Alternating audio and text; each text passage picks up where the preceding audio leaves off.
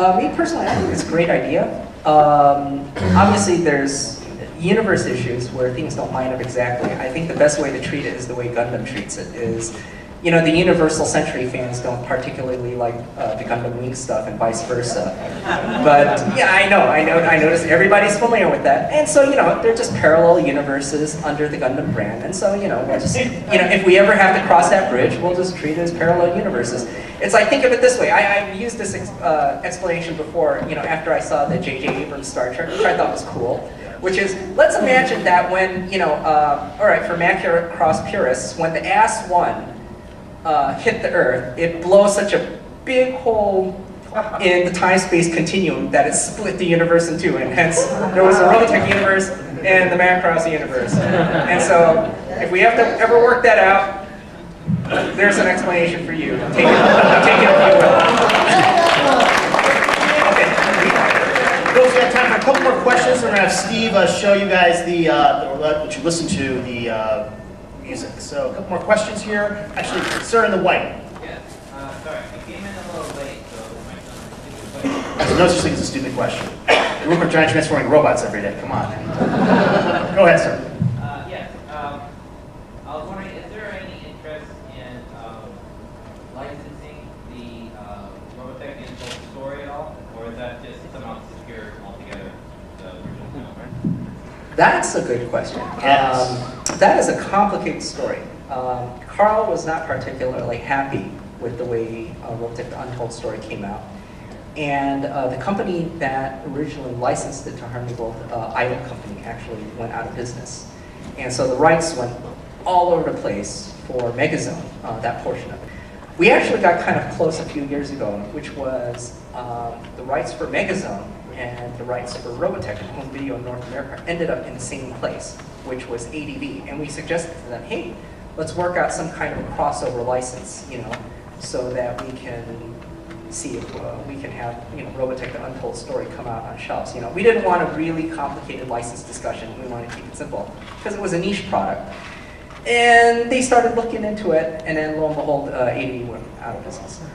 And so, so that throws that whole thing up in the air. You know, we have no idea if the Megazone license is a bankruptcy court held up. I honestly don't know.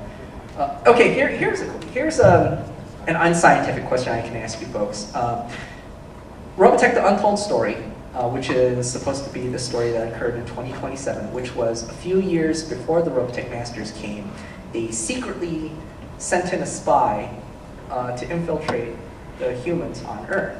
And so they kind of cut together about maybe a quarter to a third of Southern Cross footage, with the rest of it, the majority of it, being Megazone to make this movie. Now,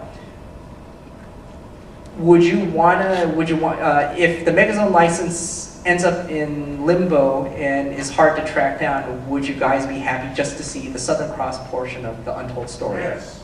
Really? Yeah. Raise your hands. Okay, you know, noted. We'll see what we can do with that. Okay, in the back with the Yamato costume. I'm sure this is not, but Robotech, the set, is there any concept of ever putting that out on DVD or filming that at all? It is out. We've generally made it, and we've generally bundled it as an extra with the rest of Robotech. Well, Actually, again, go ahead. I'm sorry? I've seen that. That's like the opening, you know, whatever that.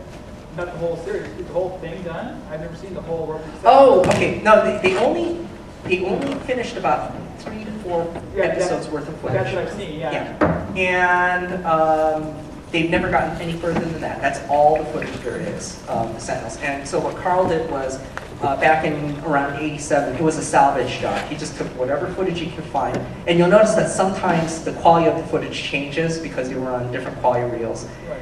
And he did a salvage job to put that together. And then for missing sections, he took little bits and pieces of Macross footage to kind of fit in some gaps. Right. Can you remaster it? That's a good question. Okay, one of the things you guys, somebody just brought up was, that was something that was not digitally remastered. I mean, how many of you would be interested in seeing that cleaned up? digitally cleaned up. Okay. You know, this does bring up something. Carl mentioned to me that that was a salvage doc that was done in a really big hurry. And one of the things he wanted to do if we ever did some kind of digital cleanup was to actually clean up the editing, because back then everything was being cut manually, you know, either on videotape or on film. And so all these digital editing systems that are available today to actually clean up stuff further, that's something worth looking into. That's a very good point. There's no plans to ever finish off the series like this. No, I don't think we're going to finish it off. And this is something that we mentioned is the reason why is that the novels actually came out. And the novels told the story. And a lot of fans found closure through the novels. But it also spoiled one very important aspect of Robotech. What was the reason why all you kids ran home from school when Robotech was airing first? Is to find out what would happen next. I mean, it was almost like Lost back in the 80s. You know, it was a very big show that tortured you to find out what was going to happen next. And but the problem with the Sentinels is it would take away that aspect of the suspense. And so the best way to retell the Sentinels universe would be either to reimagine it, you know, tell it differently, or maybe tell a different aspect of it, tell it from a different point of view. So at least, maybe it's the same universe, but it's, you know, a new story. So at least we'll still have that suspense back. Right, it's nice to see that visualized. All right, Well, actually, no. Steve, are you ready to go? Yeah.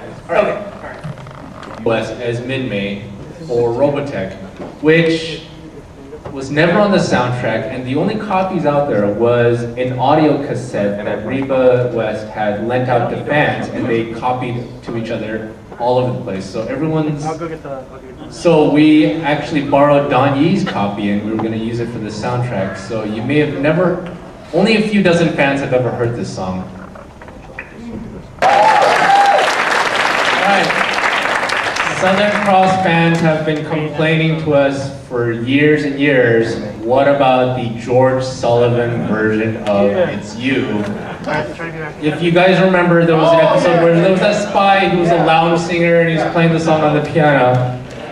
Well, an old Harmony Gold employee just happened to have an MP3 of it in their emails from years ago. We haven't found the original tape, but this is what we've heard. The French opening of Robotech. All right, so less than half a dozen fans here. So we've got this. This was, okay, so a lot of it, we couldn't find everything in original master tapes. Some of it we actually got from fans in other countries, recording it off their vinyl and, you know, copying it onto the computers and emailing us the full AIFF files. But here we go, here's the French opening.